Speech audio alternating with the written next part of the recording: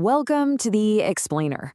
We're tearing apart the glossy marketing brochures today and giving you the unfiltered, heavily caffeinated engineering truth about the 2026 television market. If you think you're just buying a piece of glass this year, well, you are in for a wild ride. Grab a notepad because I'm going to give you the ultimate buying framework for a 2026 TV, backed by pure technical specs and absolutely zero fluff. Let's get into it. Here's our syllabus for today. We've got the 2026 AI paradigm, next-gen panel tech, the silicon brain, the brand battleground, the ultimate buying matrix, and we'll cap it off with some insider truth bombs. Section 1, the 2026 AI TV paradigm. Okay, we need to kick things off by throwing out basically every ancient idea you have about what a television actually is.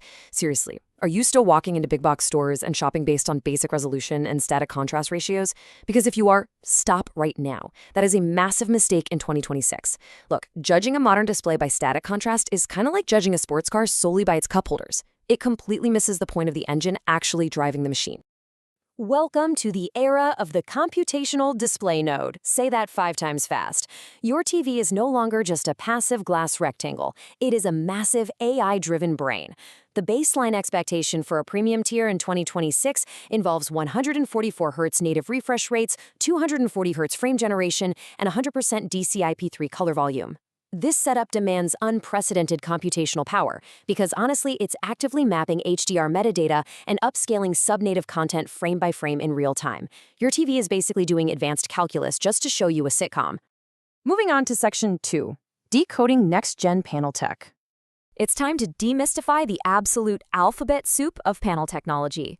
So for years, OLEDs had this dirty little secret, the blue subpixel. While the red and green subpixels were using highly efficient phosphorescent materials, the blue one was stuck using old fluorescent tech. It maxed out at 25% efficiency, ran super hot, burned out fast, and frankly, was incredibly lazy. But in 2026, Blue PHOLED, phosphorescent OLED, has hit the mainstream. That lazy blue pixel finally got whipped into shape. It now boasts near 100% internal quantum efficiency, which means it runs cool and hyper-efficiently. And because that blue pixel isn't burning itself to a crisp anymore, we get this absurdly high number, 3,000 nits. That's the peak luminance you can hit in a 3% window.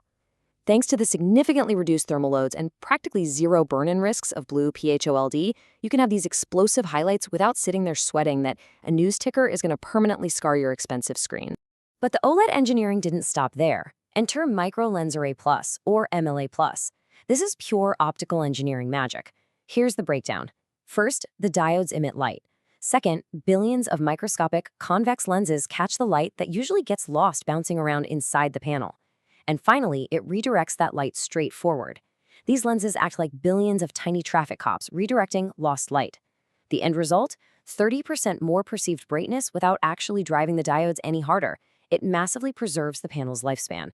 Then we have the ultimate disruptor, QD-OLED Gen 4. Instead of traditional color filters, it blasts that super-efficient blue OLED light through quantum dot color converters.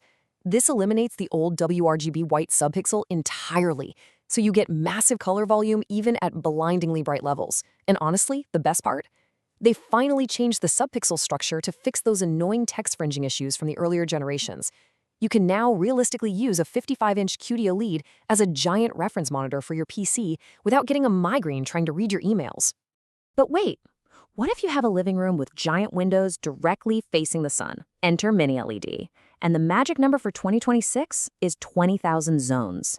That is the extreme multi-zone local dimming count you're going to find on flagship 85-inch Mini LED panels. It is basically an army of tiny light bulbs giving you ridiculous brightness for daytime viewing, segmented perfectly to maintain those deep, dark shadows. Section 3, the silicon brain. Which brings us to a harsh reality. Physical hardware is completely useless without the silicon brains driving it.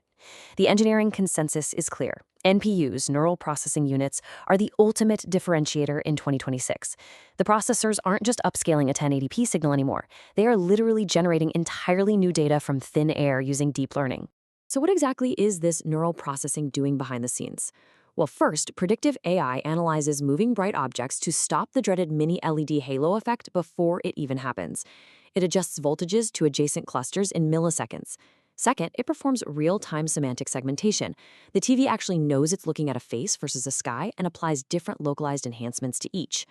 Throw in deep learning supersampling and integrated Wi-Fi 7 for lossless streaming, and your TV's mapping reality in real time to keep absolute blacks perfectly dark and skin tones completely natural. Section 4. Global Brand Battleground. Welcome to the character selection screen of your TV buying journey, where engineering pedigrees dictate absolutely everything. Let's start with the Asian vanguard. Samsung, they are the luminance brutes. They prioritize sheer brightness, super vibrant colors, and heavily aggressive AI upscaling. LG are the gaming gods. Their G-series MLA Plus OLEDs have flawless 144Hz implementation and the absolute lowest input log around. Sony, meanwhile, are the Hollywood purists. They actually source their panels from LG and Samsung, but add their legendary XR processor and acoustic surface audio. Their motion handling is universally praised as the most natural in the world. And Panasonic? I like to call them the heat sink heroes. They cater directly to colorists and integrate heavy physical heat sinks into their OLEDs, giving you aggressive sustained brightness without degrading the panel. Then we have the disruptors and the niche brands. TCL and Hisense are your spec monsters. Because they own their entire vertical supply chain, they will hand you a massive 100-inch mini LED panel with 10,000 zones for literally half the price of the legacy brands. Over in the niche category, Philips is famous for Ambilight, projecting colors onto your wall to reduce eye strain. Vizio dominates the North American mid-range with some killer built-in soundbars. And the German brand, Loewe, they create sculptural luxury out of stone and brushed aluminum, perfect if you want your TV to look like modern art. Section 5. The Ultimate Buying Matrix. The absolutely crucial point here is matching the panel's emission characteristics to your specific setup. You could buy the best TV in the world, but if it's the wrong tech for your room, you have completely wasted your money. I want you to mentally screenshot this matrix. If you have a dedicated, light-controlled home theater, you absolutely want a QD-OLED or PHOLED for those true zero-nit blacks and massive DCI-P3 coverage. But if you're in a bright living room bathed in direct sunlight, do not buy an OLED. You need a high zone count mini LED pushing over 2,500 nits with a moth-eye anti-reflective coating. Building a PC gaming hub? You need QD-OLED or MLA OLED with 4 full-bandwidth HDMI 2.1B ports, ALM, and 144Hz. And if all you watch is fast-paced sports broadcasting, get a Sony. Their advanced black frame insertion and motion interpolation algorithms are just unmatched for tracking a hockey puck without any motion blur. Section 6. Insider Tips and Fallacies. Now lean in closely because we've reached my favorite part of the explainer. I'm going to give you the classified engineering warnings the marketing departments desperately don't want you to know. And we're starting with the biggest, most expensive trap of them all. The 8K fallacy. Let me just be blunt here. Native 8K content is practically a myth in 2026. It is incredibly scarce. If you buy an 8K TV just for the resolution, you are literally throwing your money away. However, the secret is that manufacturers hoard their absolute best silicon processors and their most extreme backlight densities exclusively for their 8K flagship chassis. So you're actually paying for the hidden silicon upgrades and the ridiculous upscaling horsepower, not the native pixel count itself. Next up is thermal throttling. If you're buying a flagship OLED, you must verify if the chassis has a physical aluminum heatsink or a vapor chamber. If it doesn't, you are in for a bad time. Non-heatsink OLEDs will rely on Auto-Static Brightness Limiter, or ASBL.